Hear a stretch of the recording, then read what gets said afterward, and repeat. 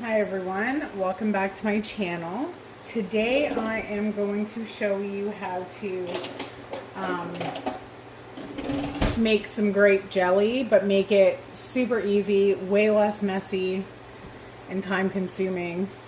You're going to need a jug of grape juice. You want 100% grape juice.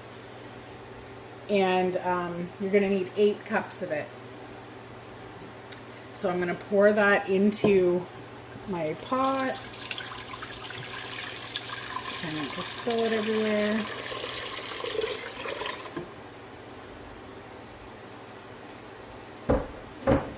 And we are going to put the Cerdo right in. You're going to need 2 packages of pectin.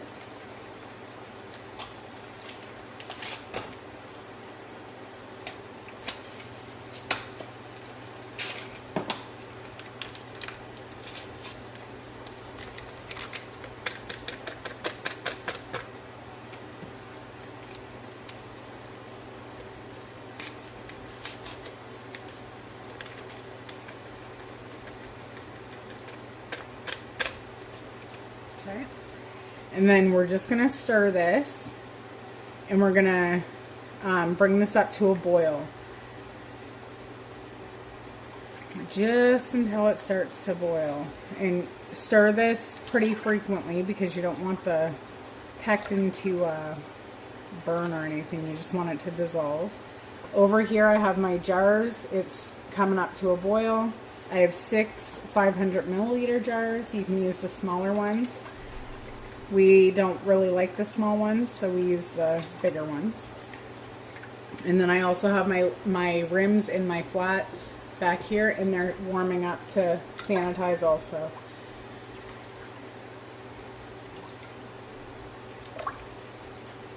Alright. I'll come back when this starts to come to a boil. I should have also mentioned that this is a double batch, so if you just wanted to make a single batch, just half all my ingredients.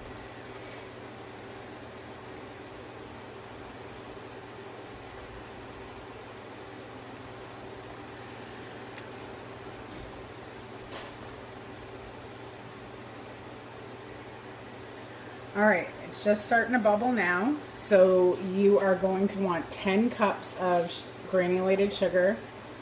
Yes, it's a lot of sugar, but again, I've made videos before, and jam and jelly take a lot of sugar. And this is a double batch. So 10 cups of sugar. And now we're going to bring this back up to a boil, and we want it to be a hard boil, which means when you stir it, the bubbles don't go down.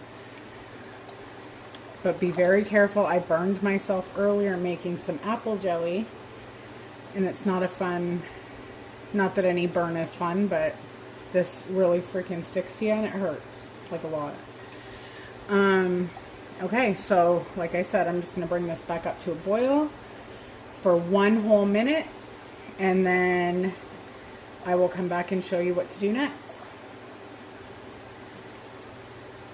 Also, you want to continually stir this because there's so much sugar in here and it will burn fast.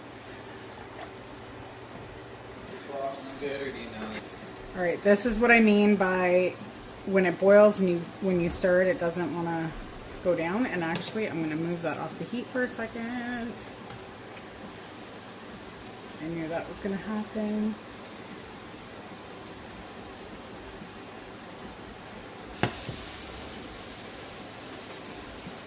And I just got that all over the place.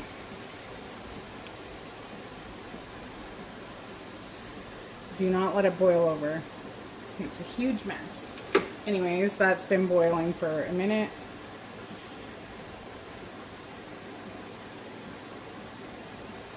Shutting the heat off. Just gonna stir it for a few minutes until it calms down.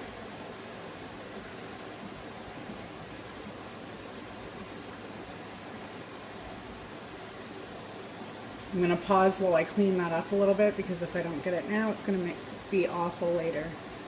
Alright, while it's still boiling, I'm going to add in 2 tablespoons of butter.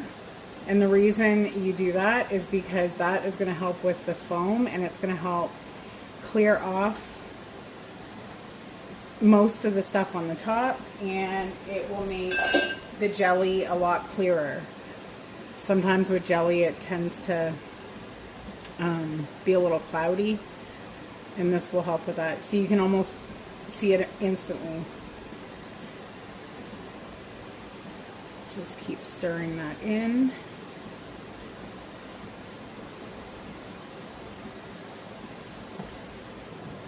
Alright, so now I am going to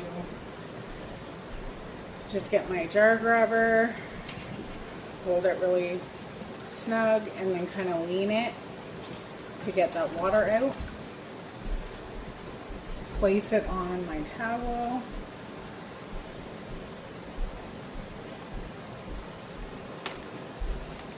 Over a little. And out. I always forget that they're hot. Anyways, this cleared up really, really, really well. You can spend time and get the rest of that off the top. It's not going to hurt you if you don't get it. Now I'm just going to start filling my jars. You want a 1/2 inch headspace, which is right around where the rim starts on the jar.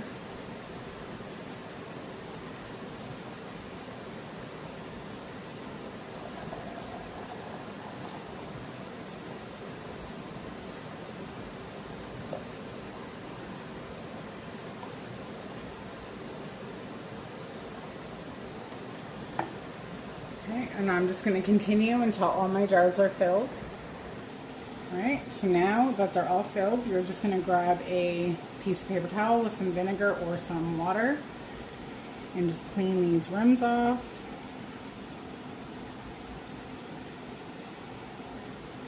I'm trying to hurry so I can clean this spill over here. Okay, so then you're going to grab your rims and flats and just put that on each one, and just finger tight because we are going to water bath these to make them shelf stable.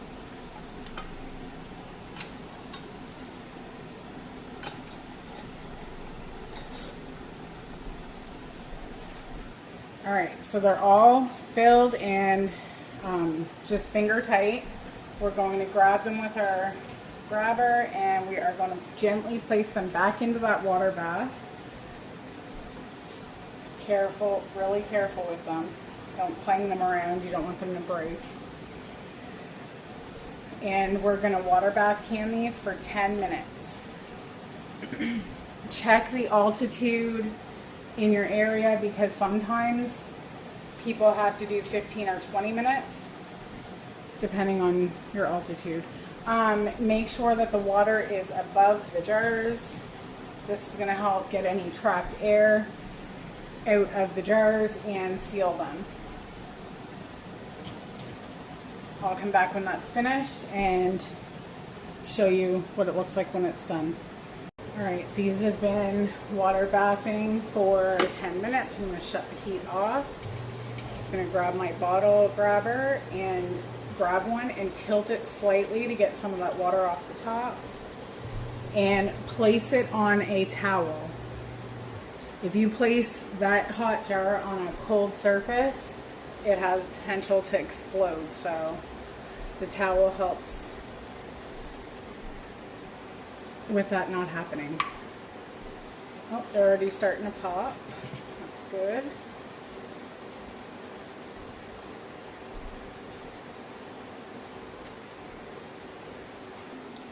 Alright, now they are all done. They've actually all popped. You want to listen for these to pop. That means they've sealed properly.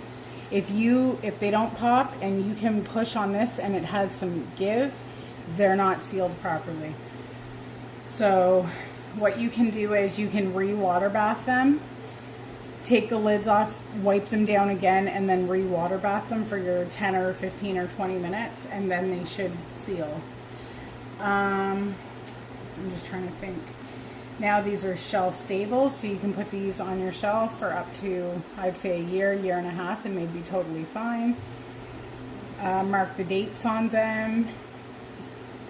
And, oh, when you store them, after about 24 hours, when you go to store them on your shelves, you take the ring off, leave the flat on, but take the ring off, and then you can also check, just like these ones here. This is the apple jelly.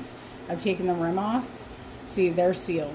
Like there's no give to them at all. You don't need to store them with these on it. Okay, so I hope you enjoyed this video. Thanks for watching.